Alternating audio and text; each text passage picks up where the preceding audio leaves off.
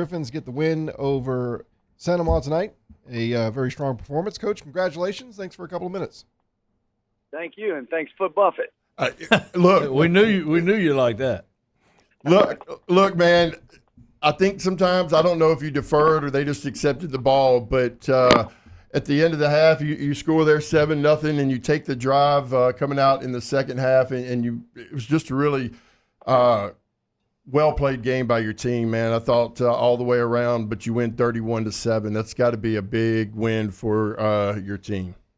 Yeah, it's huge, man. It really is. Felt like this was our best performance so far this year, and you're right. The drive to end the first half and then to open up the second half, I thought on both sides of the ball up front, we kind of took control. And, you can go back as long as you want in football. That's it comes down to that at the end. So I have to give a shout out because I know sometimes you want to pull your hair out because of him, but I thought Ethan really made some good throws at some crucial times of the game. And, this has been a long time. He's been really working hard. He ran the ball really well, but he's really become a dual threat for your offense. Yeah, he has. He's can't say enough about him. Last week I thought was his best game by far over the last couple of years, and he gained a lot of confidence from that, which sometimes when that happens, you're concerned maybe they'll try to do too much in the next game. I thought he handled himself well. He played within himself and within what we were asking him to do, and he's really becoming a leader. Coach, before I forget, I just got a text from one of your former players, Kyle Abear, said to tell you hello. Hot dog.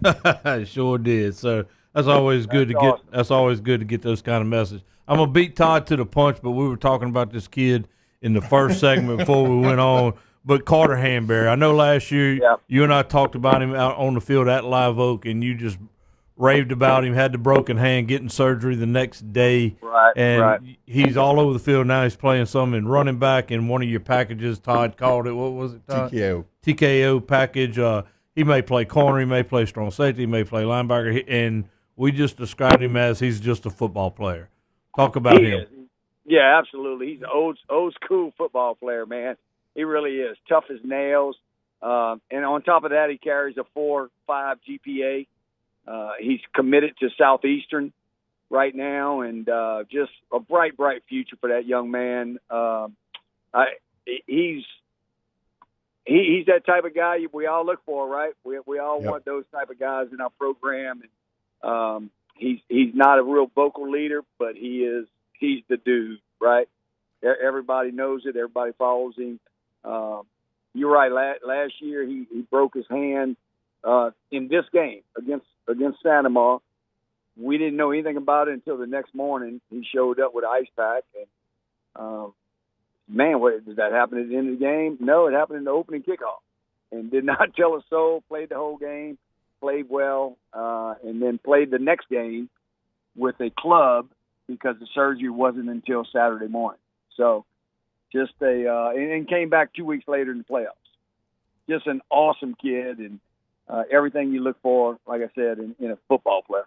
The way he finishes a tackle is I mean, he ain't going to just lay you on the ground, brother. He is going, he's finishing it. Yeah, he's very, very physical. But he's really good in the passing game. And it's deceptive, and he's come up with a few interceptions already this year. And he's a total package, man. We love him to death. So altogether, since we're talking about defense, well, let's go ahead and Coach Harrell's doing a great job, 8.8 points a game coming into it, and they continue to play good. The defensive line really, really looked good, strong tonight. And, of course, anytime that happens, it helps everything else fall in place. Yeah, so our defensive line, we came into the season expected those guys to be the anchor of the defense, and they are, but they haven't been playing up to their standards. They know that. They agree with us, and tonight they did. Tonight was the first time they kind of had that they're coming out. So hopefully they can build on that and keep going forward, because any success we have come playoff time is going to be starts with those guys up front. Coach, talk about Chase Cangelosi, your big offensive lineman, 6'5", 290. Yeah, man, big old guy. Last year going into the season, we kind of felt like that was our liability. We were really concerned about who was going to be the center, and Chase won the job, but we really didn't know how he was going to compete. And about the third game of the year, Coach Bucky grabbed me after the game. He said, "Man, big 64 is getting better and better." Of course, Coach Dad only watches the offensive line when he comes to games, right? So he had really been paying attention, and I told the other coaches, and they, man, we looked a little closer, and he, by the end of last year, was a heck of a player for us, and now he's the leader of that group. It's just awesome to see when young guys come on and find themselves, right?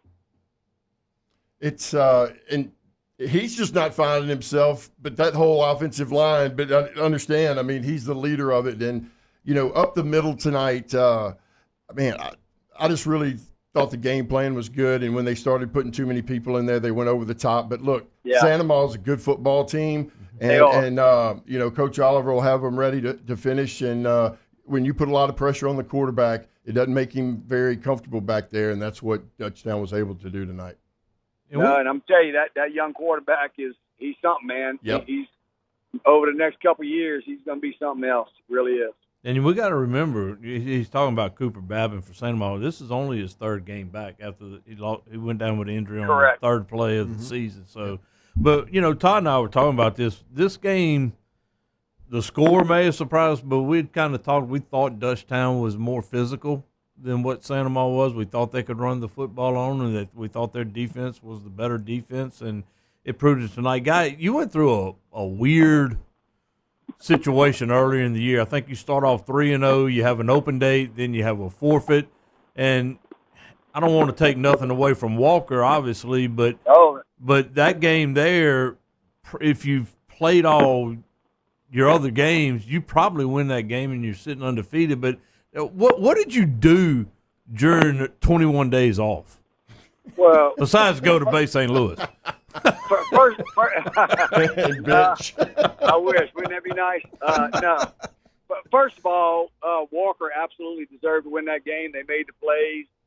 We really made too many mistakes in that ball game. We had an early lead and gave it up because of a lot of mistakes that we were making, and they took advantage of them. And those guys have only grown and playing even better now since then. But to answer your question, we had a scheduled bye date, which we went our normal bye schedule, which you guys been a part of in the past. We practiced Monday through Thursday, work out Friday morning, give the guys a 3-day weekend. But then Carver had to forfeit their season. So that following week, we came back and we had to get more situational speed of the game type stuff that we always do a couple periods a day. We added to that. We practiced Monday, Wednesday, Friday. We felt like we really did a good job under circumstances. I mean, we didn't have anything to lean on knowing how to do it, but we felt like we did a good job of it. And we opened up the game against Walker playing really well. We had a lead at halftime and felt pretty good about ourselves.